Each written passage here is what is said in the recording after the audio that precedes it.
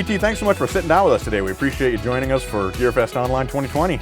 Oh man, it's my absolute pleasure. I wish we were doing this in person. We've had fun doing these before. So yeah, it's great to do this. Yeah, well, you got so much cool stuff going on. I want to make sure we get a chance to talk about all of it. So let's just dive right in and be sure we get to it. So you're making a big announcement here today. It's humongous, actually. So, and this has been years and years and years in the making. It's my absolute honor to announce that we're going to be releasing Stutter Edit 2 on the 24th. Wow. So this is quite literally years in the making. There's so much to talk about it, but it's a remarkable leap from Stutter Edit 1 to where we've landed with this. So I can't wait to talk about it. Man, that's so cool. So why don't you, for those who aren't familiar with Stutter Edit, give us just a little bit of background. Where did the software come from and what does it do? Sure. So Stutter Edit 1 is it actually, and we've touched on this a little bit. It has a really cool origin story. So at the age of about 14, I found myself sitting on a dusty floor in rural Maryland as a tape op in a studio, cutting tape using a grease pencil, a razor blade, and a little metal block. I don't know if you remember. I remember doing that very well, yes. Bandages on your fingers, right? That's right, absolutely. So, and at that time, there's no such thing as, certainly not practical or available, commercially available sampling tools or nonlinear editing systems or anything like that. This is in the early 80s. So there I am, and I'm cutting tape, 1/4-inch tape. I still remember the smell of it too. It's such a visceral experience cutting tape. And I had this thought. I thought to myself, what happens if I measure out, by BPM and using quite literally a tape measure, the length of a bar of tape, and I'm running it 15 inches per second. And I remember sitting there with a pad and a pencil and doing some simple equations and figuring out, okay, at 122 beats per minute, a bar is going to be 4 foot or whatever it was. And then I thought, well, if I cut that 4 foot in half, then that's 2 half notes. Okay, wait a second. If I cut that in 4, then that's quarter notes. And so this idea over the course of an afternoon began to grow. And then I had a thought that quite literally it changed the trajectory of my life. It's not an overstatement either, which is, what if I cut these back together in an order that's different to the order that they were assembled in? And that spurred this idea that has captivated me quite literally my entire adult life. So fast forward years and years, and I was using samplers, the early audio editing systems, like things like sound tools and guitar pedals. And I was doing these crazy by hand, small buffer cutting things, and then running, 1,024th notes through some guitar pedal to flange it for just a quarter note. And then the next beat, I'm cutting, 256 notes and applying a reverb to that. And so I became known for these audio editing techniques. And in fact, certainly in the 90s, when my career was really starting in earnest, a lot of heroes of mine, guys like, Peter Gabriel, David Bowie, people like this, came to me asking me to do these kind of things on records that I produced for them.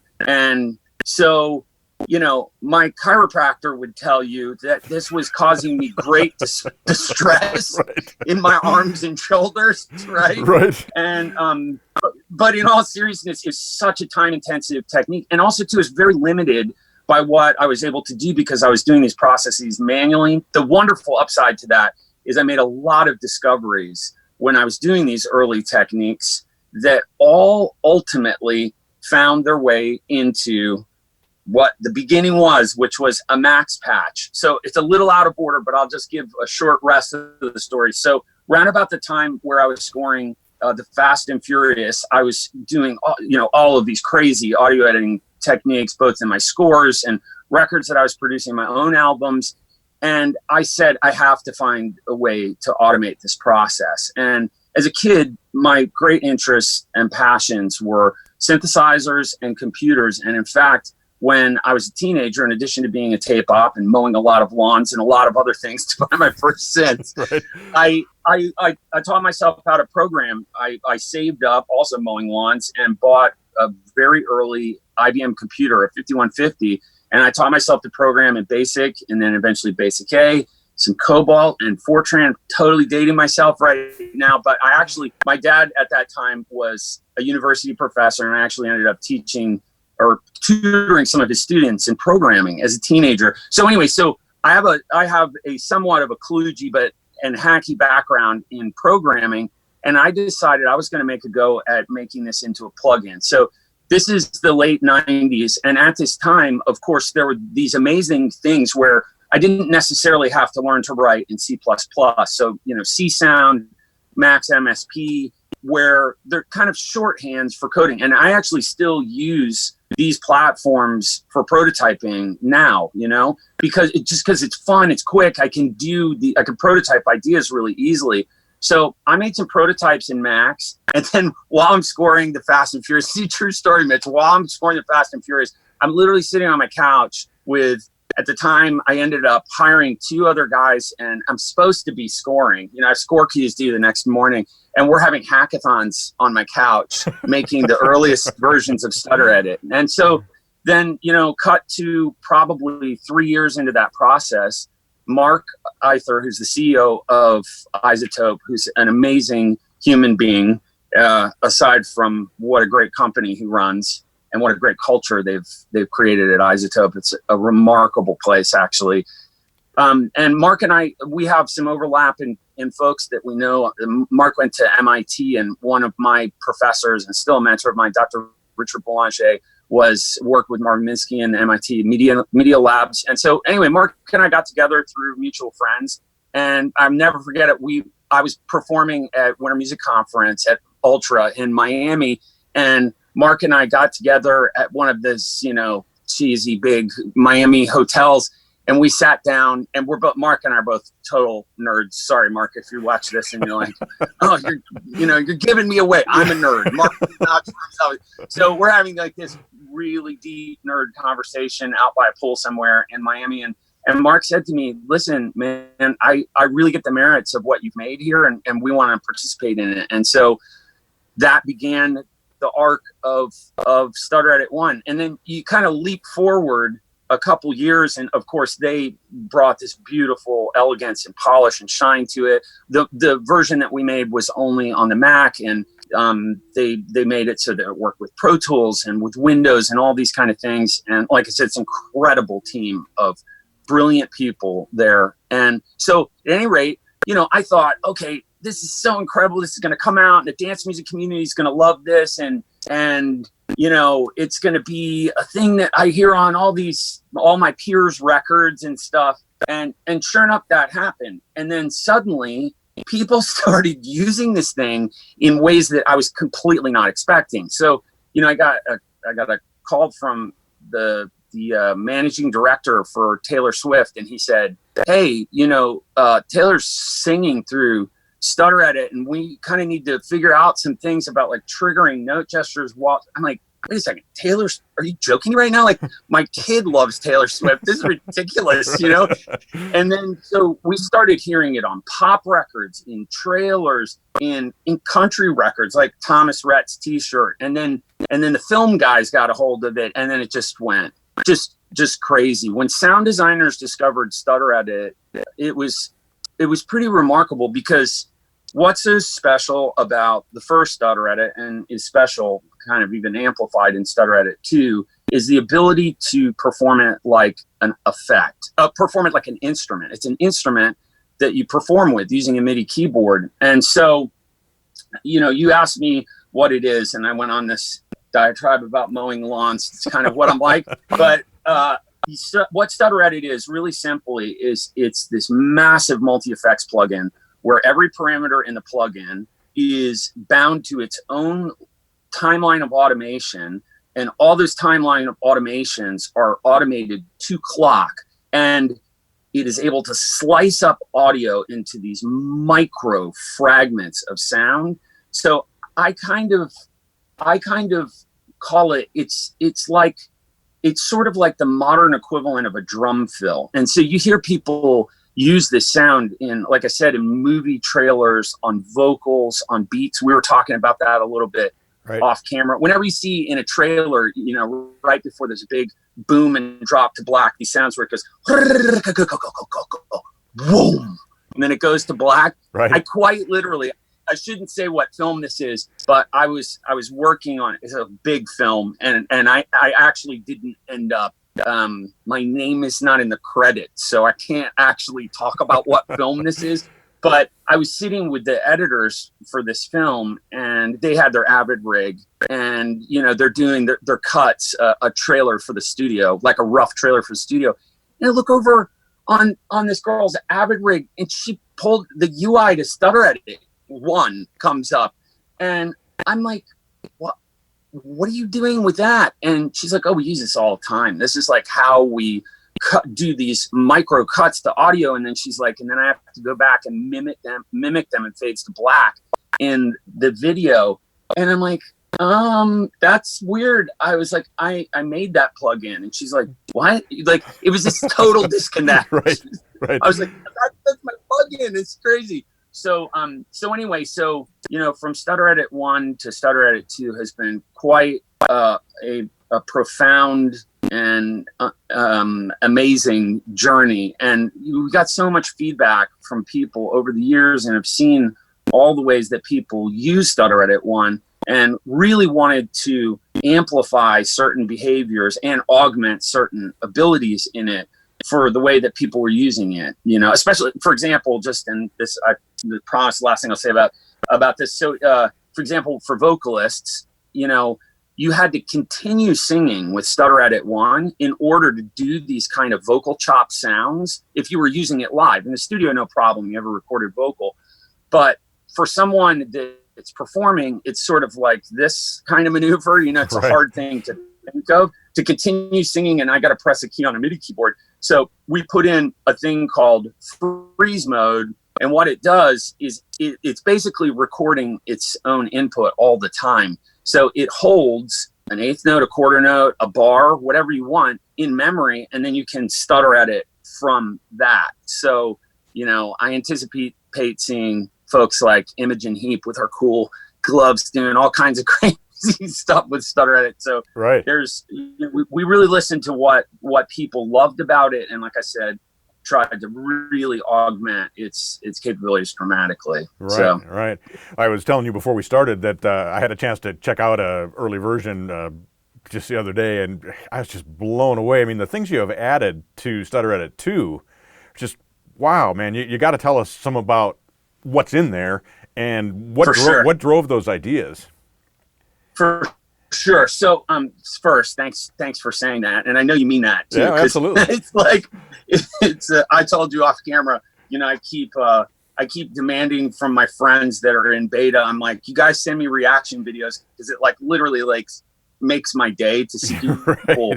The first time especially the cool thing is too is like Stutter Edit 1 users, when they try Stutter Edit 2, they're so freaked out because it does so much more. So it's my favorite to watch some of our, especially kind of our VIP beta users experience Stutter Edit 2 is really cool. So, you know, a lot of the ideas, it's funny because a lot of these ideas I have been experimenting with for years, and I knew their artistic merit, but they just really weren't practical in the first version of Stutter Edit. So we wanted to, you know, release something out into the world that people could utilize, and they could have access to these techniques. And so some things that were sorely missing for me in Stutter Edit 1 were a handful of really robust, modern, interesting digital signal processing algorithms. So we had lo-fi, you know, like bit reduction. We had some filters and a delay in the first version.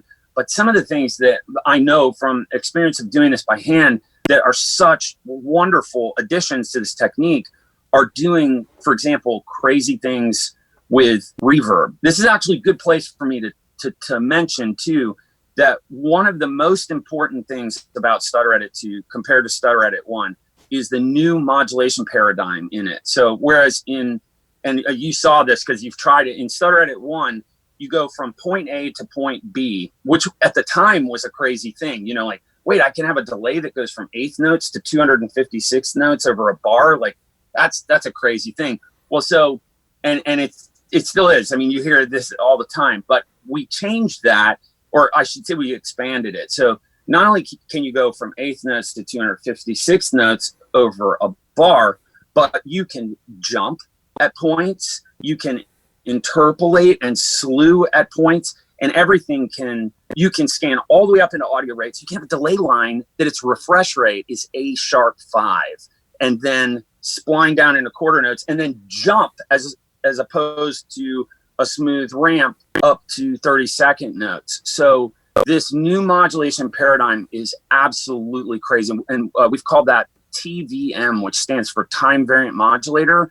It's somewhere between an LFO and an envelope, but it really is something new because you're able to go up into audio rate and the points can all snap to grid. So it's one of those, you kind of have to see it for it to properly, in a good way, break your brain how cool it is. So that's an important part of the difference between Stutter at 1 and Stutter at 2. So and it affects the entire plugin, this TVM. So, and then we added, like I said, a boatload of incredible new effects. So the reverb alone is one of the craziest things, honestly, I've ever heard in my life. And, I love the Eurorack stuff. I'm sure a lot of the folks that will watch this are Eurorack users. And there's some things in the Eurorack universe that are really cool insofar as digital signal processing operations, where you can send different controls to things in certain effects or oscillators, for example, that you wouldn't be able to do in a computer.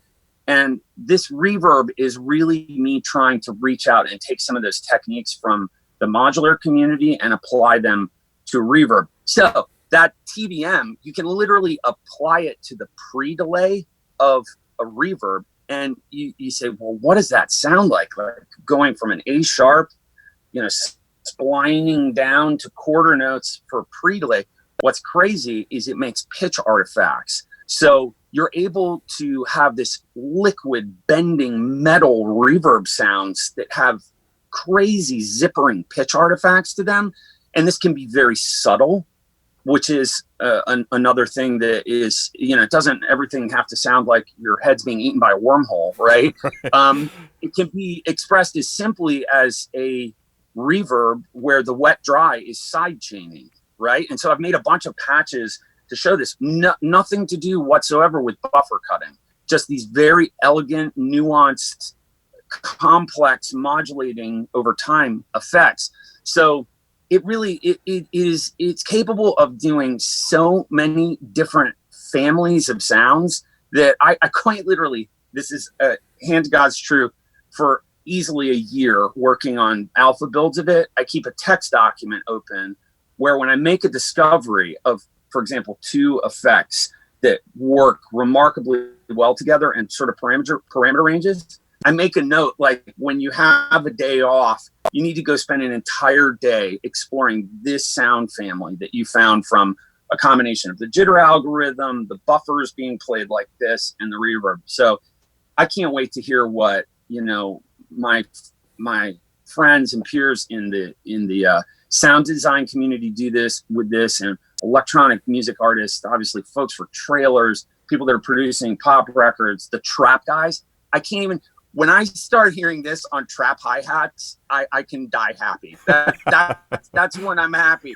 So, because you hear the trap hi-hat stuff, I'll hear, and you'll have these cool little bursts of 64th or 128th notes. And I'm like, yo, check this out. You can take that and you can go from 128th notes and curve down to 8th notes. It's a kind of expansion of technique. So I think you'll start hearing this on everything from electronic records to bass music to just everything. I can't wait for this to get out into the wild. That's so awesome. Yeah. So do I understand that you've put together a little demo for us to kind of check out some of the things that this can do? Yeah, I sure have, actually. What we'll do is I'm going to switch screens and we'll go over here and check it out. This is a session of a new song of mine that just came out on Friday. It's called The War. I actually used Stutter Edit 2 throughout the process of making it. We actually have a remix contest with Splice. Get all of my stems for free. I've absolutely never done that. And this Ableton Live session I built. So I am going to do the big UI reveal. Spoiler alert, it's pretty freaking epic. Boom, there it is. It has this thing in it that is completely unique. This is the time variant modulator here. We've taken the array from Stutter Edit 1, the available note values or available pitches, and we've turned it on its side. It kind of makes more sense in this context. And instead of just align all these points, you can snap to grid. You can draw in. They also all have their own speed offset, so they can operate at different speeds, double speed, 1.5 speed. So let's listen to a little bit of the song. I'm gonna just fire off some random Stutter Edit 2 gestures on our master bus, and you can get a feel for how freaking crazy and musical this thing is. Here we go.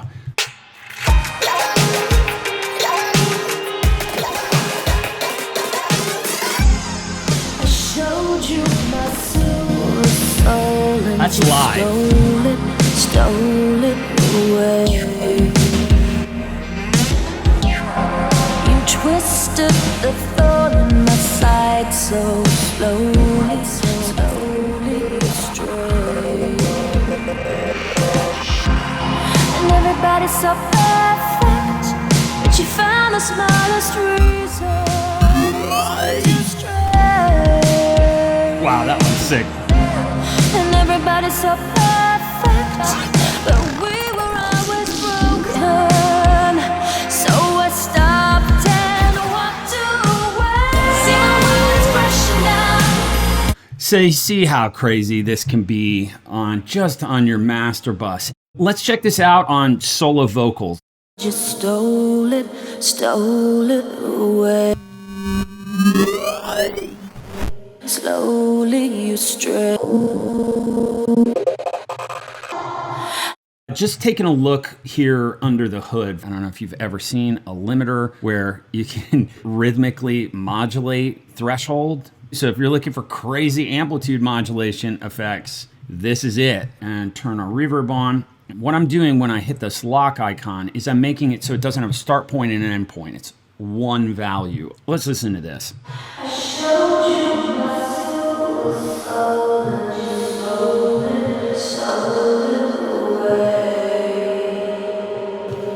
nice, beautiful, airy reverb. So what I'm going to demonstrate now is just modulating pre-delay in time. So I have this set to a bar. I'm triggering a MIDI note on my QWERTY keyboard. Of course, performers of any kind, whether you're a drummer, bass player, guitarist, you can trigger this with anything that sends MIDI note information. In this case, I'm using a QWERTY keyboard on my laptop. So this gesture is bound to one bar.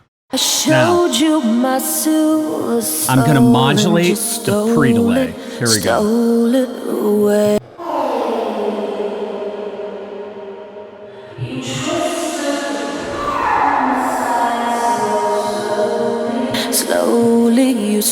So I'm getting pitch bend in my reverb by doing a very simple modulation. I'll show you another crazy trick is this post delay. You can actually make it flange. So check this out.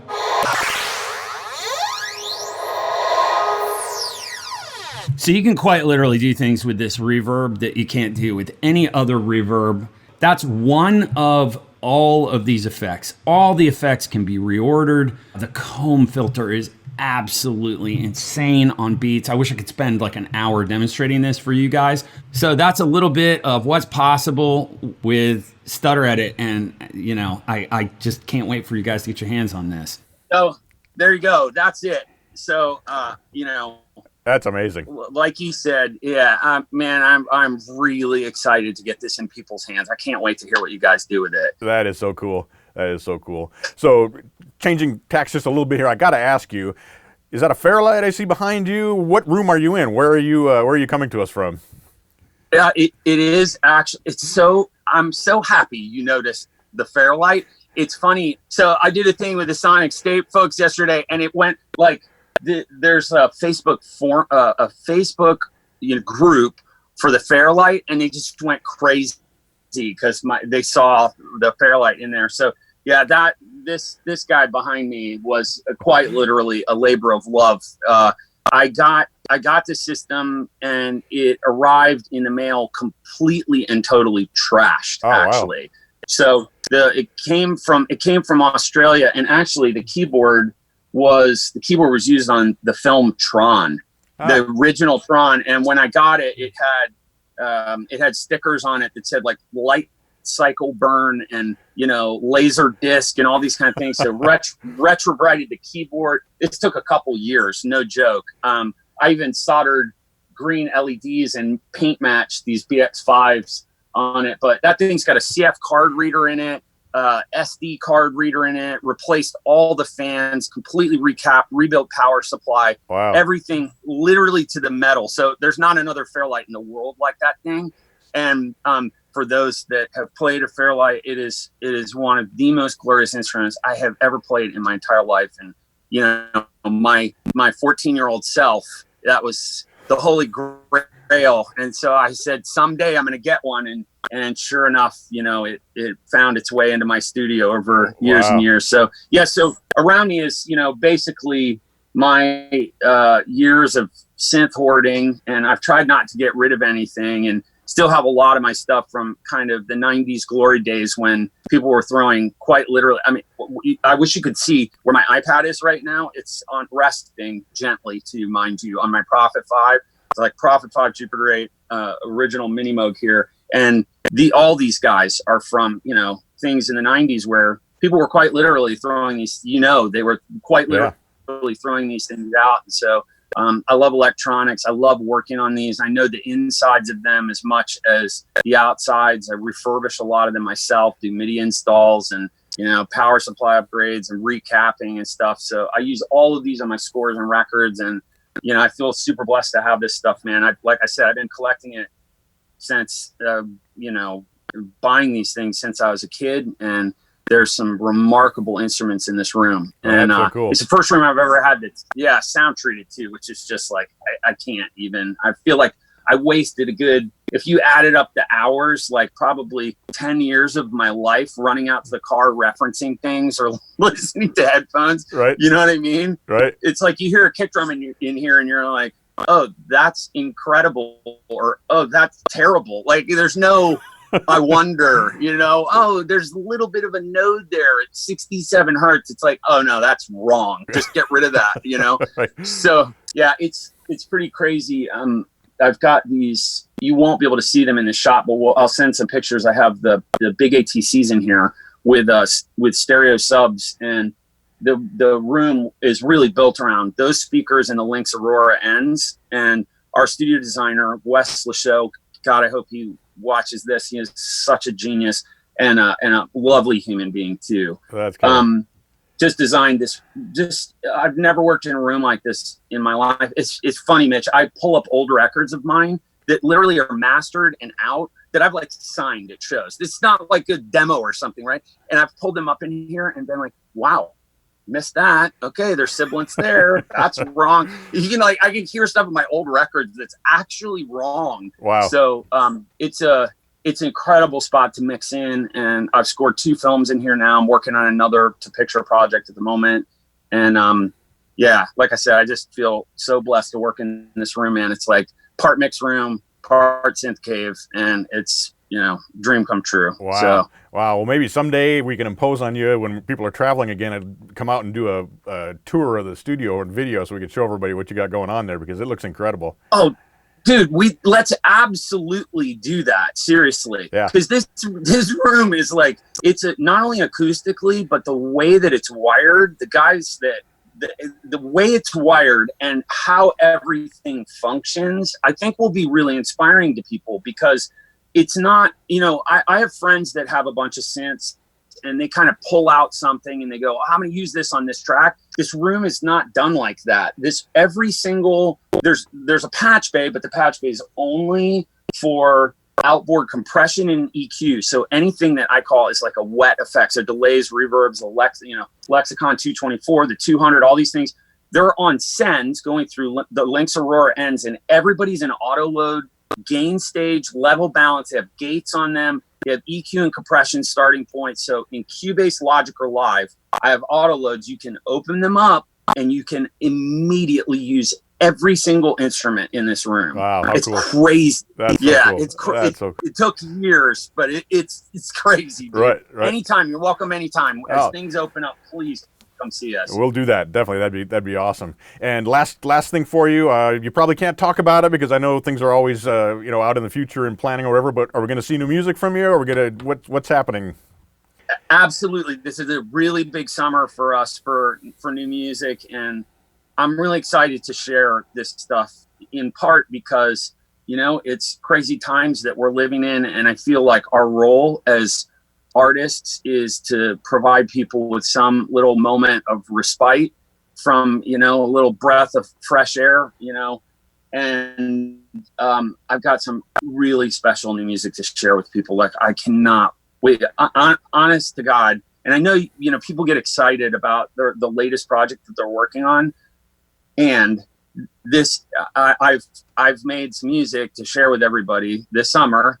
That's probably all I'm supposed to say about that. That's the best music I've ever made in my entire life. And people that liked albums of mine, like These Hopeful Machines, is one I hear a lot, or ESCM's another one I hear a lot. This Binary Universe, I hear a lot, are going to be so excited when they hear this new music. So, yeah. So the first songs from this project dropped last week, called The War and 1 a.m. in Paris. So check those out, and it's a good taste of what's coming for you guys this summer. That's awesome. So exciting. And congratulations on Stutter Edit 2 coming out. We're just can't wait to get our hands on that and start digging into it. And man, you got a lot of cool stuff going on. Yeah, absolutely, man. I so wish we could do this in person, Mitch. We're gonna, when things are, if we got to do it in masks, which we won't, but if we do, you're invited anytime. Well, seriously. Thank you, man. I appreciate that. And thanks for taking time for us today. I know you're busy with everything you have going on, but we appreciate you joining us here for GearFest 2020. Absolutely. You guys have a great one. We'll see you soon, man. Right on. Take care. Okay. Take care. Our thanks to BT for joining us here at GearFest Online 2020. I hope you enjoyed the interview. Such an amazing guy, and Stutter Edit 2 is such amazing software. Be sure to check it out. I'm Mitch Gallagher.